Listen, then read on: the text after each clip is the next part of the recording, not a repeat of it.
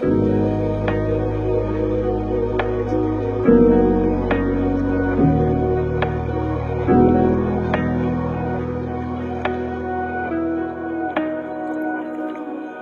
vídeo anterior, nós falamos sobre o desânimo do coração. Tem outra sensação muito desagradável que os seres humanos experimentam nesta presente existência. É o desfalecimento do coração. Eles ainda experimentam nesta presente existência pelo fato de eles ainda estarem debaixo da maldição divina. Você não pode se esquecer disto. Este mundo, a despeito da redenção ter começado, ela não terminou ainda. Então, o desfalecimento aparece, essa coisa desagradável. O salmista, no Salmo 73, 26, diz assim: ainda que a minha carne e o meu coração desfaleçam, Deus é a fortaleza do meu coração. Ele é a minha herança para sempre. O salmista está se referindo ao desfalecimento das duas partes componentes da natureza humana. A parte material, que é a carne, e a parte imaterial, que é o coração, ou o espírito, ou alma. Ambas as partes são passíveis de desfalecimento por razões diversas, vinculadas à nossa inclinação pecaminosa. Somos surpreendidos por momentos em que não somente o desânimo nos assola, mas nos encontramos envolvidos por sentimentos de desinteresse, indiferença, apatia, tédio, cansaço, confusão e perda de motivação. Esses são os momentos em que sentimos o nosso coração desfalecendo. Observamos no Salmo 73, 26, que provavelmente o salmista esteja se referindo à própria morte, porque a palavra desfalecer aponta para essa direção, significando chegar ao fim, mais do que ser inadequado.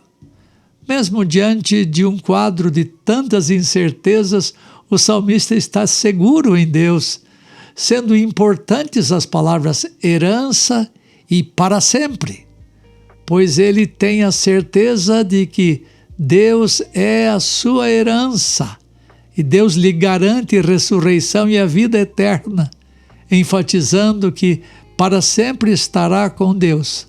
Assim como o Senhor Jesus manifesta essa certeza em Mateus 22, 31 e 32, e nesse texto ele diz: e quanto à ressurreição dos mortos, não tendes lido o que Deus vos declarou?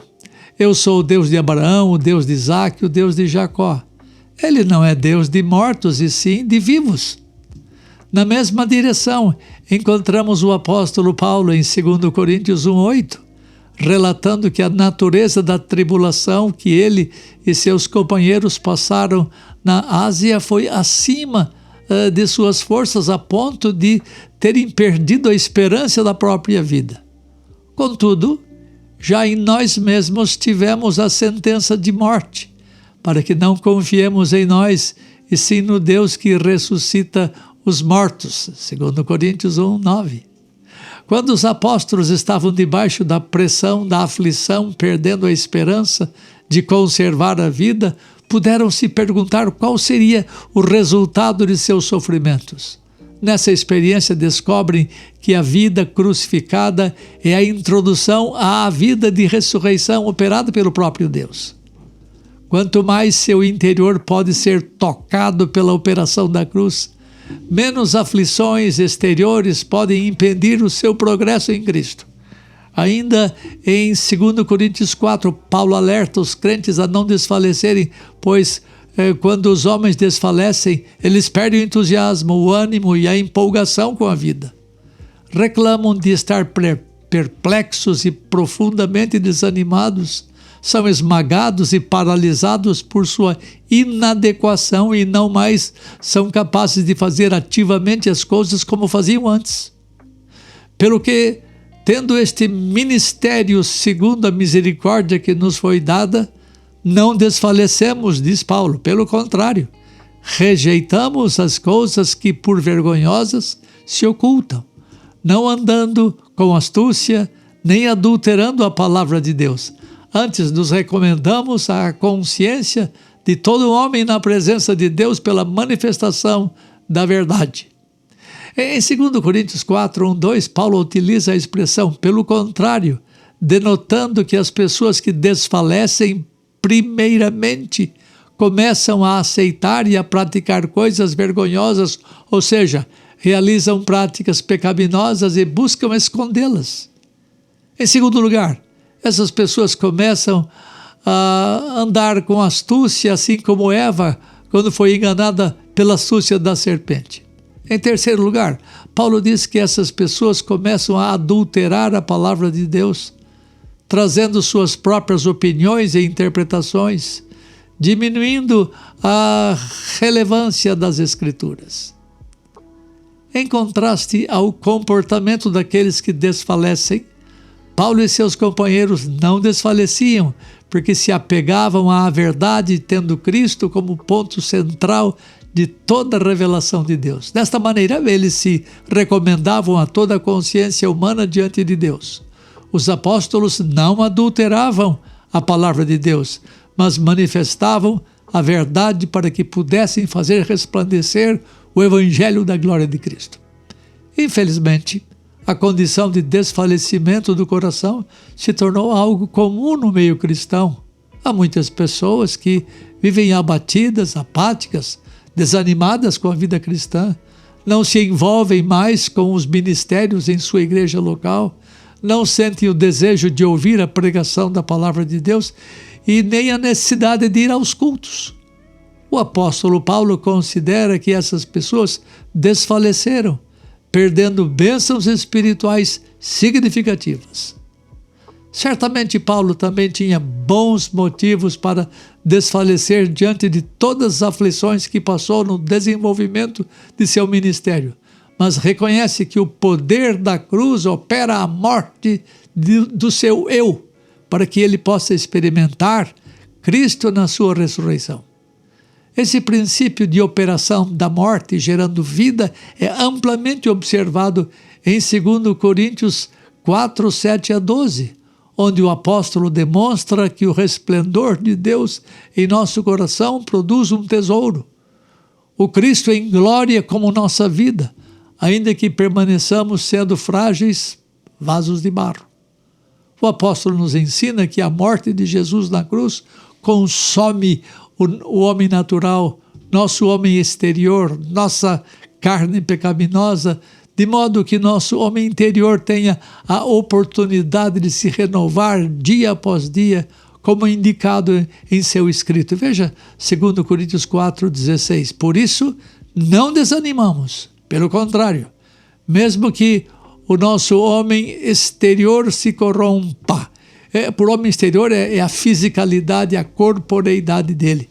Contudo, o nosso homem interior se renova dia a dia. Por homem interior é aquele que foi renovado pelo Espírito Santo, caminha ainda no mundo pecaminoso, mas dia a dia, paulatinamente, ele é renovado.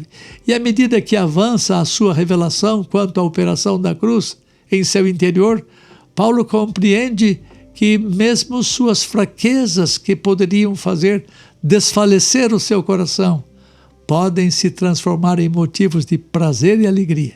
Veja o que ele diz em 2 Coríntios 12, 9 e 10. A minha graça te basta, disse Deus a ele, porque o poder se aperfeiçoa na fraqueza. De boa vontade, pois, mais me gloriarei nas fraquezas, para que sobre mim repouse o poder de Cristo. Pelo que sinto prazer nas fraquezas, nas injúrias, nas necessidades, nas perseguições, nas angústias por amor de Cristo. Porque quando sou fraco, então é que eu sou forte. Paulo nos mostra que a chave para crescer, ao invés de desfalecer diante do sofrimento, é exatamente vê-los em função de Cristo, pois não há circunstância, por mais adversa que seja, em que a graça de Deus não seja suficiente. Diante disso, ainda que o mensageiro de Satanás receba autorização para nos esbofetear, reconhecemos que Deus permanece tendo todo o domínio e toda a autoridade sobre a sua criação, sendo suficiente para continuar com o controle de todas as circunstâncias de nossa vida. Jó reconhece o poder e a grandeza de Deus, porque ele diz, ele transporta montanhas sem que eles o saibam e em sua ira as põe de cabeça para baixo, sacode a terra e a tira do lugar e faz suas colunas tremerem. Fala com o sol e o sol não brilha. Ele veda e esconde a luz das estrelas. Só ele estende os céus e anda sobre as ondas do mar. Está lá em Jó 9, 5 a 8. Ao final de todas as aflições que Jó sofreu, ele pôde dizer, agora sei que tu não podes e nenhum de teus planos podem ser frustrados. Eu te conhecia só de ouvir falar, mas agora os meus olhos te veem. Jó 42, 2 e 5. Quando Deus não tira o espinho, Ele dá algo melhor que a cura, a graça que é melhor que a vida.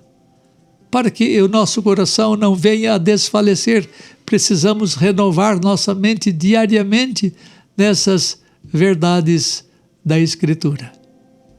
Não seja desanimado, não desfaleça o seu coração.